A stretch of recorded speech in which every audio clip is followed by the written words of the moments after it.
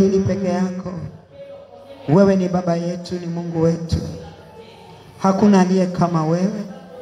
Unastahili heshima, unastahili adhama. Mioyo yetu tumeielekeza kwako. Tumeimimina kwako wewe ambaye ni Bwana wetu. Tunakutamani kama unavyotutamani. Tunatamani kuhisi uwepo wako katika nafsi zetu. Tunatamani kutembea katika uwepo wako tunapokuwa katika maisha yetu. Asubuhi ya leo Bwana, tunakushukuru kwa ajili ya uwepo wako uliotanda mahali hapa. Na katika uwepo huo Baba, tupe kudumu humo. Tukakuabudu wewe katika roho na kweli katika nafsi zetu. Tunapokuwa katika kazi zetu, tunapokuwa katika nyumba zetu, kama jinsi tunavyokuwa katika hema yako. Mioyo yetu na nafsi zetu ikadumu katika ibada yako katika roho na kweli.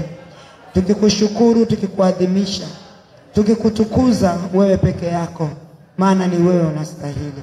Uinuliwe peke yako Mungu wetu. Uinuliwe mfalme wa wafalme. Uinuliwe Mungu wa miungu.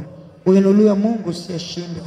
Heshima na adhamu zikurudie wewe, na utukufu ukabaki kwako wewe unayestahili. Baba, tuko mbele zako, twajiweka wafu mikononi mwako. Mezani pako Baba, tukapate kula, kupokea kitokacho kwako. Asante kwa ajili ya ibada ya kwanza.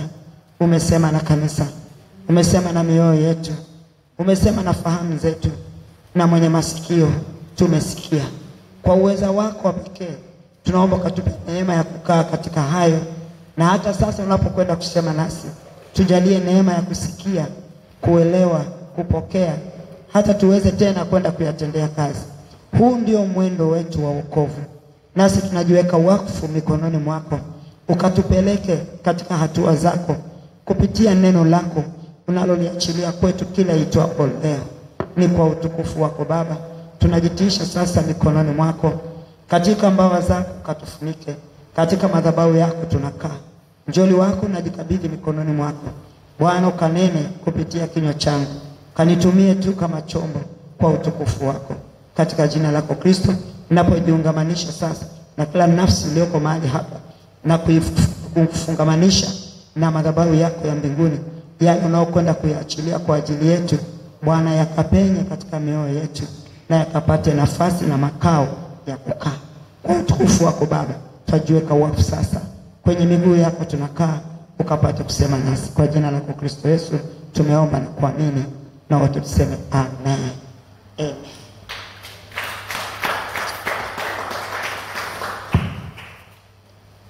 Amen. Bwana Yesu asifiwe. Kanisa tupo ama hatupo? Bwana Yesu asifiwe. Amen. Turejee ili Bwana kaseme nasi tena. Amen. Ni siku nzuri na saa nzuri. Ni siku nzuri na saa nzuri ambaye Bwana ametujalia sisi watoto wake kukaa mezani pake, ili kwa utukufu wake akaseme nasi tena. Bwana Yesu asifiwe. Tunamshukuru Mungu kwa kuwa ametupa kibali siku ya leo. Wewe uliyepata nafasi ya kuweza kufika kwenye nyumba yake, Mungu akubariki. Nataka kutumia nafasi hii kukaribisha kwenye nyumba ya Mungu na kwenye ibada yake takatifu. Amen. Amen. Mshangilie Bwana kwa makofi. Haleluya. Ni neema ya pekee na ni ajabu ambaye ametukirimia, na sisi tunambariki kwa ajili hiyo. Mungu akubariki mwalimu uliyetangulia kusema katika ibada ya kwanza. Tunambariki Mungu kwa ajili ya neno hilo. Ni Mungu alikuwa anasema na kanisa. Unajua Mungu akisema, huwa kuna mtu anasema naye. Na sisi ni kanisa tuko hapa. Huwa haachiliaji neno tu. Mungu hana hewa ya kupoteza. Kila kinachotoka kwake kuna mahali kinaleta. Kwa hiyo Mungu akubariki kwa ile ambayo umesema. Na tunambariki Mungu pia kwa ajili ya hatua ambayo ametutoa na kutuingiza katika hatua nyingine ya mwendo wetu wa wokovu kupitia ibada ambayo iliyopita. Ni kweli kuna ibada, kuna imani zilizochakachuliwa ndio zinazotembea leo katika wokovu wa watu wengi, na zimeaminika kwamba ndio imani. Mungu akubariki sana kwa kulisema hivyo. Iko imani moja ya Kristo Yesu peke yake, na hiyo imani moja ndio imebeba wokovu, na wokovu huo ndio umebeba mwendo wa njia ile inayosemekana ni nyembamba. Wokovu wa leo unapita katika njia iliyopanda. Wokovu wa leo umetengenezewa uwepesi wa aina yake ambao sio wa aina ya Kristo. Katika Kristo Yesu wokovu wake umebeba njia nyembamba na mlango mwembamba. Lakini katika njia nyembamba hiyo na mlango huo mwembamba ndio uweza wake yeye hutenda kazi hapo, ili kwenye njia hiyo mtu aweze kuiona, hata ndo aweze kupita. Ndio maana akasema nitafuteni maadamu mnapatikana. Yuko, lakini kuna nini natakiwa kufanya ndio nimpate? Kanisa limekataa kulipa gharama, ndio likapokea imani isiyo halisi. Kwa kukataa kulipa gharama, kanisa linaishi kwenye mwendo ambaye tunateremka, lakini hatujui kama tunateremka. Wakati tukafikiri kwamba wokovu ni mwepesi, hapana, kuna principles, kuna misimamo ambaye ya kifalme, na hizo ndio kanuni ambazo hazibadiliki. Hata mwanadamu katafsiri vipi wokovu, hiyo ni tafsiri ya kibinadamu, lakini kanuni yake inabaki pale pale. Kwa hiyo imani ni moja tu, imani yetu katika Kristo Yesu. Na nafikiri nishafundisha hili somo sicho, ni darasani ndio tulikuwa na kipengele hicho. Imani yetu katika Kristo Yesu imebeba mambo ambayo kila mtu anayetembea kwenye imani hiyo lazima apite kwenye hayo. Asipoweza kupita kwenye hayo, hajaipokea ile imani. Na wengi tunadondokea katikati ya safari hiyo. Tunapokuwa kwenye mwendo huo wa kukamilishwa, kuweza kuingia na kuibeba ile imani ya Kristo, wengi tunadondoka. Amesema mwalimu, kwa sababu kuna wengine huwa hawataki maonyo, wengine hawataki, lakini hiyo ni lazima na hatuna mali pa kukimbilia. Lakini tunamshukuru Mungu kwa sababu neno lake huwa analileta kwa ajili ya kutuimarisha, kutuinua, kutusimamisha kwenye imani yake. Na hata kama tunakuwa tumetoka tukakaa hivi, bado ni neno lake hilo hilo ndio linafanya kazi ya kuturudisha kwenye imani. Hakuna kitu chengine, ni neno. Maana neno ndilo ambalo linalotangaza imani aliyoisimamia yeye, aliyokuja nayo akaileta, akaiachia kanisa. Na kanisa lazima tukae kwenye hiyo imani. Hatuwezi kwenda tusipokaa kwenye hiyo imani, hatuwezi. Tutakuwa kwenye kusanyiko la kidini na sio kusanyiko la wana wa Mungu. Kuna tofauti ya kusanyiko la kidini na tofauti ya kusanyiko la wana wa Mungu. Kusanyiko la wana wa Mungu hudumu katika imani moja, imani moja, roho moja, ambaye tumefungamanishwa na yeye Mungu aliyebeba upendo ambao ulimtoa mwanae akaja akatufuata. Kwa hiyo upendo huo unatufanya sisi tupendane sisi kwa sisi. Sasa tunapokuwa kwenye kusanyiko ambalo halijabeba upendo huu, hilo ni kusanyiko la kidini. Na kama ni la kidini, sio la kimungu, japo limebeba mfano wa utaua. Lakini ndani yake kuna kukana nguvu za Mungu. Na kukana nguvu za Mungu ni kukana ule uweza ambao Mungu anataka kuachilia kwa kanisa lake, ili kile kilichokuwa hakiwezekaniki kiwezekaniki. Na sisi tunataka kuhama hapo, tuende mahali ambapo shetani ametutengenezea uwepesi kwamba hapa ndio panawezekanika. Hakuna kitu kama hicho. Tunataka tutaki kuliko hivyo. Mimi nasema kila mtu aende zake, mwenye kunywa pombe akanywe, mwenye kwenda kwenye zinaa aende, ukaenjoy, tukaenjoy hapa duniani. Tukijua tunaenda wapi, labda neema ya Mungu itatosha kwetu kama yule mwivi pale msalabani, who knows. Lakini kama tumeamua, mimi kama nimeamua leo nataka kwenda mbinguni, lazima niachuchumilie hai. Na sitachuchumilia na mtu, nitachuchumilia mwenyewe. Maana nafsi yangu ndio inadaiwa katika hicho. Nafsi yangu ikiweza kusimama hapo, ndipo nitaweza kuwavuta wengine wakaja kwake. Kuwavuta watu kuja kwa Yesu kwa maana ya kuvuruta mwili wa mtu kumleta kanisani, hiyo sio issue. Hata shetani anaweza kawaleta watu wakakimbilia kanisani. Akisimamisha watumishi wake, akisimamisha watendakazi wake, Si anawakusanya watu wake awalete ili awaaminishe kwamba hicho ndicho kinachosemwa ni sahihi. Hata shetani anawakusanya na walete. Lakini kukusanya mtu na kusababisha badiliko likatokea ndani yake, hapo ndo umefanya kazi ya ufalme. Kabla haujafanya hilo, bado tuko safari. Kwa hiyo mimi nawajibika na wewe unawajibika, ili kila mtu aweze kusimamia na kukaa ndani ya hiyo imani ya Kristo Yesu. Tuna kazi ambayo lazima tuifanye. Nina kazi ambayo lazima niifanye. Una kazi ambayo lazima uifanye. Huyo ambaye unayekwenda kumshuhudia, huyo unayekaa na kuishi mbele yake, huyo unayesema naye habari za Yesu, unamfikisha kwenye kiwango gani? Na wewe huwezi kumfikisha kwenye kiwango cha ufalme kama wewe umekwama mahali. Mahali utamfikisha ni mahali ulikokwama wewe. Atafika hapo na hawezi kuendelea. Na ili aweze kuendelea, itabidi Mungu amuinulie neema na kumsimamishia mtu mwingine atakayemsimamisha hapo. Kuna mtu anaelewa nasema nini? Yes.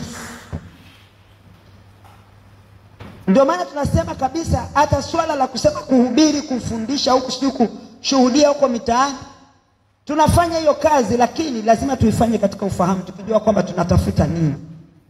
Yesu aliondoka kwenye ufalme wake. Biblia inamtamka kwamba alikuja kutafuta kilichopotea. Na alipokuja hapa duniani, ajenda yake kuu ilikuwa ni moja tu, kumpata aliyekuwa amepotea. Kwa hiyo strategy zote alizozifanya katika kazi yake akiwa hapa duniani zilikuwa ni kwa ajili ya kumpata na kumkamata aliyepotea. Na aliwapata 11. Wa 12 alikuwa ni mbeba kusudi. 11 aliwapata, na hao 11 ndio aliwapeleka mbele za baba yake. Akasema, wale ulinituma kwao ni kwa sababu kwa wale 11 kwa kila alichopanda ndani yao, kila alichowaaminisha, badiliko lililoonekana ndani yao, alijua kwamba ameupata ulimwengu kupitia hao. Leo tuko tunaabudu, tunahubiri, tunaendesha kazi ya Mungu. Yesu Kristo anawezaje akasimama akasema, ninakuamini Helen, unaweza ukaniletea huyu, alafu aenda kambebe mtu aliyeshindikana kabisa kabisa, lakini akijua kwamba anampeleka kwa Ruth ataweza kumbadilisha? Kwa nini? Kwa sababu Ruth amevuka aliko huyo mtu. Kuna viwango alivyovuka, na kuna viwango ambavyo ndio huyu mtu anatakiwa afike, na Ruth amefika. Kwa anapokuwa amefika pale, ndio huyu anayeonekana ni mwandawazimu duniani ataletwa kwa huyu anayeonekana pia ni mwandawazimu duniani. Wandawazimu wawili, kwa sababu huyu ni mwandawazimu kwenye ufalme wa shetani na huyu ni mwandawazimu kwenye ufalme wa Mungu. Ili Mungu aweze kusimamisha ufalme wake kupitia huyu anayeonekana kwamba ni mwandawazimu huko duniani, lakini si mwandawazimu. Kuna mtu ameelewa nimesema nini hapa? Si mwandawazimu. Ni kwa sababu amebeba ufalme usioeleweka na wanadamu. Na huyu huko amebeba ufalme pia usioeleweka na wanadamu na kibinadamu. Sasa ni falme mbili ambazo zinatakiwa zisimame ili Mungu aweze kuthibitisha ufalme wake ndani ya mtu. Lakini ili aweze kuthibitisha, anamtafuta mtu. Nasemaga anatafuta mtu atakayekuwa mwenda wazimu hapa duniani, aonekane ana kichaa siku zote za maisha yake, lakini ana akili timamu kwenye ufalme wa Mungu. Huyo ndiye anayeweza kumvusha mtu anayeonekana hapa duniani kwa sura fulani, akamuingiza kwenye huo ufalme ambaye mtu huyu ataonekana ana akili timamu kule, ndipo atakapoanza kuonekana hana akili huku duniani. Wakati ulimwengu ulikuwa unampenda, wakati ulimwengu ulikuwa unakusanyana naye, wakati ulimwengu ulikuwa unamsikiliza, wakati ulimwengu ulikuwa unafikiri yeye ndio bora, atakapofika akavushwa, akaingizwa kwenye ufalme ule, hawa ulimwengu wataona tena huyu sio bora. Kwa sababu gani? Hapani tena na sisi. Atakuwa mwendawazimu wa ufalme, ndipo ataweza tena na yeye kwenda kuchukua mwendawazimu mwingine anayeonekana mbele ya ufalme wa Mungu, amlete kwenye ufalme wa Mungu. Kuna mtu anaelewa nasema nini? Lazima tuvuke kwenye hiyo mipaka. Hiyo mipaka lazima tuivuke, na Bwana anakwenda kutuvusha. Haleluya. Ninampenda Yesu kwa sababu anatupenda, na alitangulia kutupenda kabla sisi hatujamjua, hata hatujapanga na kuwaza kumpenda, lakini yeye alitupenda. na akatuwazia yaliyo mema siku zote za kuishi kwetu. Amen. Basi tunaenda kuwa na somo letu jipya leo. Nilikuwa na msihi Mungu, sasa tumemaliza, unatupeleka wapi sasa? Tunaenda wapi? Ni wapi unatuingiza? Unataka kusema nini na sisi? Unataka kutuingiza hatua gani? Nilimsikia anasema neno moja, utukufu wangu, utukufu wangu, utukufu wangu. Nikajua ni majira ya kuhamishwa kwenye utukufu, kuingizwa kwenye utukufu mwingine. Amen. Tunaingia katika utukufu mwingine ambaye Bwana anaenda kutuingiza. Neno ambalo tunalokwenda nalo sasa, ama somo, kichwa cha somo ambacho tutakuwa tunatembea nao ni utukufu wako uende nasi. Kila mtu aliye katika wokovu anatamani utukufu wa Mungu utembee pamoja naye. Kila siku mtu analia mbele za Mungu akiwa na matamanio ya utukufu wake Mungu utembee pamoja naye. Tunatamani kuona huo utukufu. Tunatamani kuishi huo utukufu. Lakini Bwana atatufundisha kwa neema yake, kwa jinsi yake. Kama nilikwama, kama nilikuwa natamani na nikawa siwezi, basi Bwana analo neno kwa ajili yetu la kutuwezesha. Amen. Ili tuweze kuvuka na kuingia katika huo utukufu mwingine ambao umebeba tumaini letu la milele ndani ya Kristo Yesu. Zaburi 100. Zaburi 100 mstari wa 3. Nitaanzia hapo kwa kutaka kutoa tu ufafanuzi. No, sio Zaburi 100, Zaburi 24. Sorry, hiyo 100 tutakuja kusoma. Zaburi 24.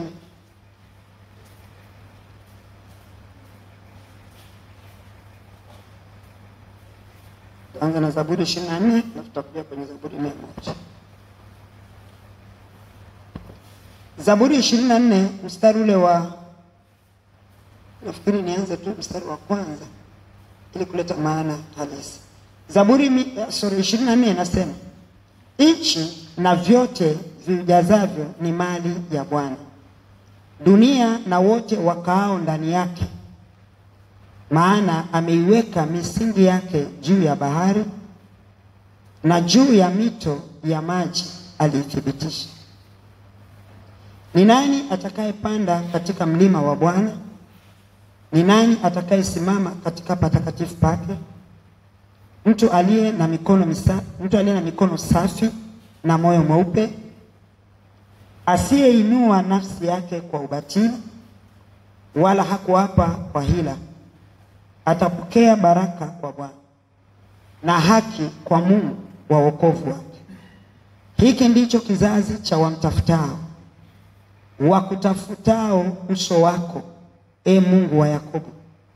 Inueni vichwa vyenu enyi malango, inueni enyi malango ya milele, mfalme wa utukufu apate kuingia.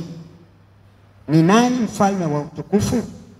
Bwana mwenye nguvu, hodari, Bwana hodari wa vita. Inueni vichwa vyenu enyi malango, naam, viinueni enyi malango ya milele, mfalme wa utukufu apate kuingia. Ni nani huyu mfalme wa utukufu? Bwana wa majeshi, yeye ndiye mfalme wa utukufu. Bwana Yesu asifiwe. Nimemshangaa Mungu kwa sababu ya hilo somo la asubuhi.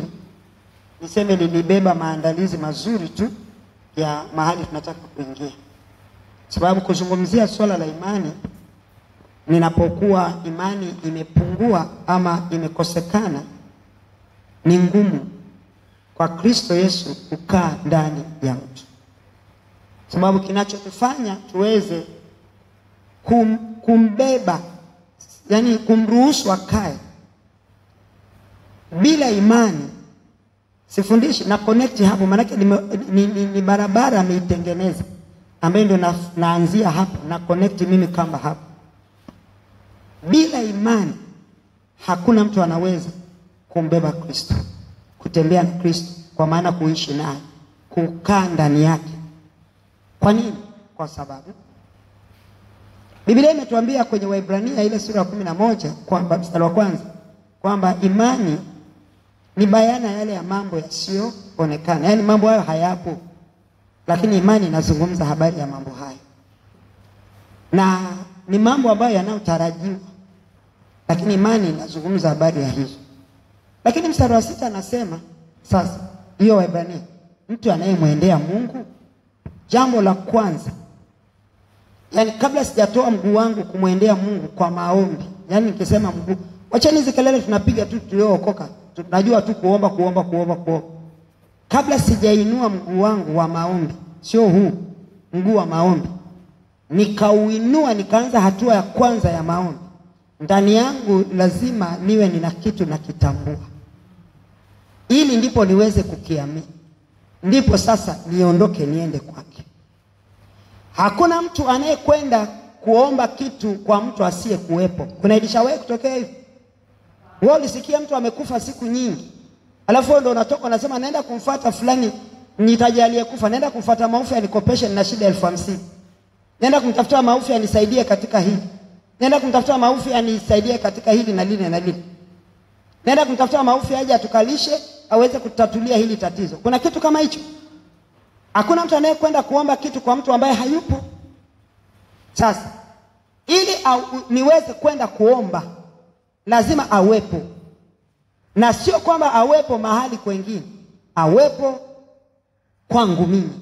Kwa mfano tunavyosema habari za Yesu Kristo lazima exist, aishi, awepo katika uhalisia wake, na sio katika kinywa ambacho nitabaki nikisema.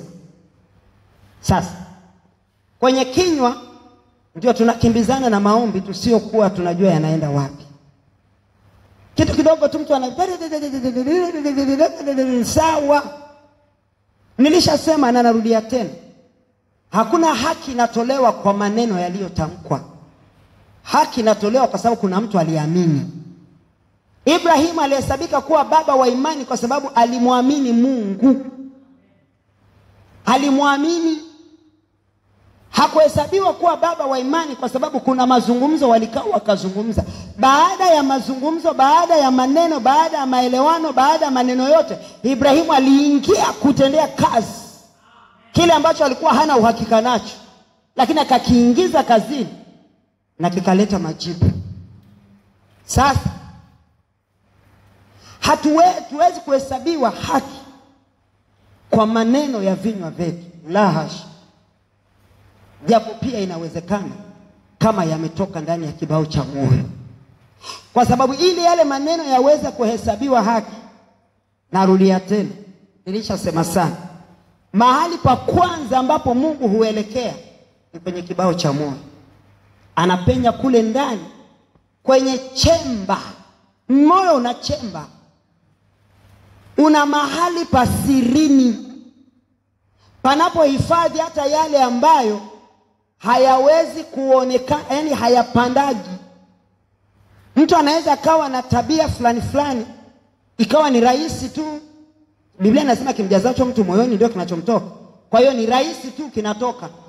Akizungumza kinatoka. Ama anaonekana huyu tunamfahamu kwa sababu tabia yake ni. Lakini kuna vile vinavyokaaga ndani panapoitwa kwenye chumba cha siri. Sasa Mungu ana chumba chake cha siri, na huko ndio tunataka tuingie kwenye mwendo huu. Na mwanadamu ana chumba chake cha siri, na shetani ana chumba chake cha siri. Wewe kama hujakuwa mchawi wa kiwango fulani, kuna mahali huwezi kuingia kwenye ufalme wa shetani. Utabakia kwenye hemaya fulani na hautaruhusiwa kuingia mahali fulani. Ana chumba chake cha siri kwa wale ambao waliopenya na kuingia huko sirini kwake yeye. Na kwa Mungu ana chumba chake cha siri, na yale aliyo huko sirini yanafikiwa na wale ambao waliokubali kupenya na kuingia huko sirini. Sio kila mtu. Sasa moyo una chumba cha siri, na mwanadamu ana chumba chake cha siri. Kwenye prayer summit Mungu alisema moyo ni kitu gani? Alitamka kitu habari ya moyo. Haya, ni nani anakumbuka?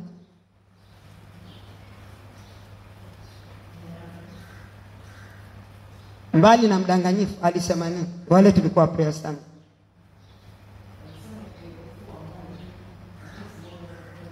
Sawa kabisa, bado hujagusa.